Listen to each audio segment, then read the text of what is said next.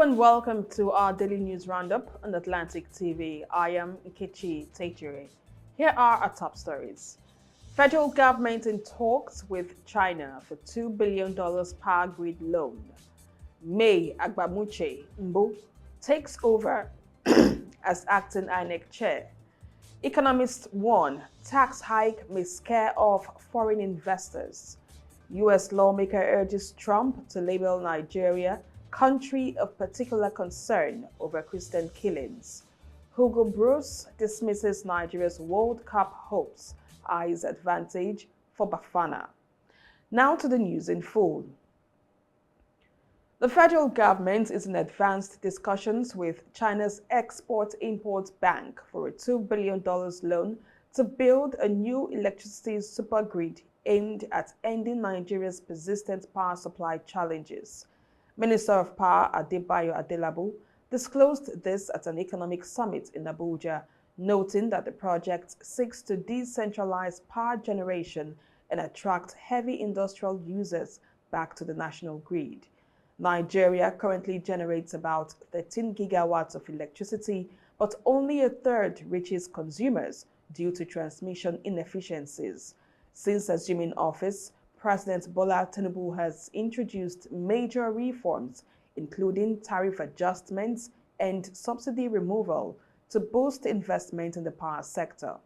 Adelabu said these measures have increased revenue for distribution companies by 70% in 2024, with projections to hit 2.4 trillion naira this year. As the government intensifies efforts to deliver reliable power to homes and industries nationwide. Adelabu explained that the loan has already received cabinet approval, with negotiations now at an advanced stage. He added that the supergrid will strengthen transmission lines across Nigeria's eastern and western corridors, improve power flow to industrial zones, and enhance manufacturing capacity. The federal government is set to receive $500 million from the African Development Bank before the end of the year. The fund is the second tranche of a $1 billion budget support package aimed at cushioning the impact of ongoing economic reforms under the Tinubu administration. Executive Director at the AFDB representing Nigeria and Sao Tome and Principe, Dr. Bode Oyetunde, confirmed this to Reuters on the sidelines of the Nigerian Economic Summit in Abuja. Since assuming office in May 2023, President Bola Tinubu has introduced several tough economic reforms, including fuel subsidy removal, exchange rate unification, and tax restructuring to boost public finances. The AFDB says these reforms, though challenging, are essential for restoring investor confidence and ensuring long-term growth. If approved, the new $500 million disbursement will support key areas such as power, agriculture, and fiscal consolidation, reinforcing Nigeria's economic recovery drive before year-end. Oyetunde explained that the AFDB's board is expected to approve the loan in the coming weeks following the successful release of the first $500 million in 2024. He said the program supports fiscal management, power sector reform, and governance improvements, all part of Nigeria's efforts to stabilize its economy and attract investments. A national commissioner at the Independent National Electoral Commission, INEC, May Agbamuche Mbu, has assumed office as the acting chairman of INEC. She takes over from Professor Mahmood Yakubu, who officially handed over the leadership of the commission on Tuesday as he proceeds on terminal leave. May Agbamuche's Mbu's appointment marks a new phase in INEC's leadership transition, coming as the Commission prepares for several off-cycle elections and continuous voter registration exercises across the country. The brief handover ceremony took place at the INEC headquarters in Abuja during a stakeholders meeting with resident electoral commissioners. Yakubu thanked staff and partners for their support during his tenure, while Agbamuche Mbu pledged to sustain ongoing reforms and ensure credible elections. The House of Representatives has called for urgent security intervention in parts of Kwara State following renewed bandit attacks that left several people dead and many displaced. The call came after Honorable Tijani Kayode Ismail, representing Ifelodun, Ofa, and Oyun Federal Constituency, raised a motion on the floor of the House expressing concern for the rising insecurity in the region. The House also called on the federal government and the Kwara State government to establish a forward operational base to strengthen security in the region. A minute of silence was observed in honor of the slain victims as lawmakers reaffirmed their commitment to restoring peace and stability across the state. Ismail cited the recent attack in Okeode on September 28th, where 15 people, including 11 forest guards and a community leader, were killed by armed bandits. The lawmakers urged the Chief of Defense Staff, Inspector General of Police, and the NSCDC Commandant General to intensify operations in the affected areas while directing NEMA to provide relief materials for displaced residents. Economists have cautioned that the federal government's plan to raise capital gains tax from 10 to 30% could deter foreign investors and slow activity in Nigeria's equity market. The new tax laws, which take effect on January 1st, 2026, form part of a broader fiscal reform aimed at boosting revenue and streamlining the tax system. Chief Executive of Cowrie Treasurers Limited, Charles Sani, told journalists that the policy could reduce profit margins for investors and make Nigeria less competitive compared to other emerging markets. Former central bank director Professor Akpan Ekpo described the new rate as high, but noted it targets wealthy individuals capable of paying more.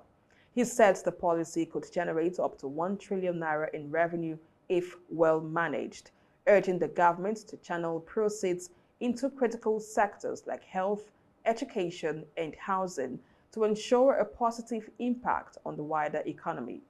Sani warned that the hike may lead to a decline in investor participation, reduce foreign reserves, and raise the cost of capital for listed firms. He, however, acknowledged that the government's intention was to strengthen revenue generation and expand the tax base. Nigeria Liquefied Natural Gas Limited has called on African nations to develop a unified strategy to dominate the global liquefied natural gas trade, moving beyond the traditional role of raw material suppliers. The company's deputy managing director, Olakunle Osobu, made the call at the 2025 Africa Energy Week in Cape Town, emphasizing that Africa holds over 850 trillion cubic feet of natural gas reserves, about 6% of global capacity. The NLNG chief urged African governments to collaborate, attract sustainable financing, and balance energy growth with decarbonization goals, positioning the continent as a credible, competitive global LNG hub by 2035. Osobo noted that Africa has the potential to double its share of the LNG market within a decade, citing Nigeria's Train 7 expansion project as an example of the continent's growing capability. He stressed that the project will raise NLNG's capacity from 22 to 30 million tons annually, boosting exports and powering local industries. You're watching our Daily News Roundup. We'll go for a short break. More news stories on the foreign scene when we return. Every year, millions of lives are stolen, dreams cut short, futures traded in silence. Human trafficking is a modern-day slavery. It hides in plain sight, tearing families apart and trapping the vulnerable in fear. But together, we can end it. Together, we can protect, we can rescue, and we can give hope. Say no to exploitation. Say no to slavery. Say no to human trafficking. Powered by Atlantic Media and TV. Welcome back. Now on the foreign scene, a member of the United States House of Representatives, Riley Moore, has called on President Donald Trump to designate Nigeria as a country of particular concern, citing what he described as the systematic persecution and slaughter of Christians. In a letter dated October 6, 2025, addressed to U.S. Secretary of State Marco Rubio, Moore urged Washington to suspend arms sales to Nigeria until the government demonstrates a genuine commitment to ending religiously motivated violence. Moore further condemned the enforcement of anti-blasphemy laws and the closure of Christian orphanages in parts of northern Nigeria. He described the situation as a genocide against Christians and urged the United States to take immediate diplomatic action to ensure the protection of religious freedom in Africa's most populous nation. The West Virginia lawmaker referenced reports from global human rights groups showing that over 7,000 Christians have been killed in Nigeria in 2025 alone. He also alleged that terrorist groups such as Boko Haram, Ansarut, and ISIS West Africa were behind the attacks, with some corrupt elements within Nigeria's government allegedly complicit. And on sports, back to still on the foreign scene, Romanian authorities have ordered the closure of hundreds of schools and educational facilities in the country's southern region as heavy rainfall continues to batter parts of the nation. The National Weather Agency has issued red alerts for Bucharest and 5 other counties, warning of severe flooding risks. Officials say rainfall could reach up to 140 liters per square meter in some areas overnight. The latest warnings come just months after Romania experienced severe summer floods that left 3 people dead in the northeast. Neighboring Bulgaria also suffered deadly flash floods last week, highlighting growing regional concerns over extreme weather. President Nicolae Dan has called for greater investment in climate resilience and disaster prevention, stressing that the nation must adapt to the increasing impact of climate change. The Environment Ministry has urged residents to avoid non-essential travel as emergency teams prepare sandbags and reinforce flood barriers in low-lying communities. Bucharest Interim Mayor Stelian Bujavian assured citizens that the capital remains safe, adding that measures are in place to prevent panic and disruption. Away from that to sports news, South Africa head coach Hugo Broos has cast doubt on Nigeria's chances of qualifying for the 2026 FIFA World Cup, insisting that the Bafana are in a stronger position going into the final round of qualifiers. Broos, speaking ahead of their decisive clash against Zimbabwe on Friday, described the match as maybe the most important for his side in Group C. He stressed that victory would put South Africa firmly in control of their qualification destiny. Bruce also hinted that the Super Eagles may have left themselves too much to do, saying, "If we can win that game, you have 17 points." With Nigeria's qualification hopes fading, all eyes are now on the Bafana as they chase a place at the 2026 World Cup. Current standings show Benin Republic leading Group C with 14 points, narrowly ahead of South Africa, who also have 14 points after a 3-point FIFA deduction.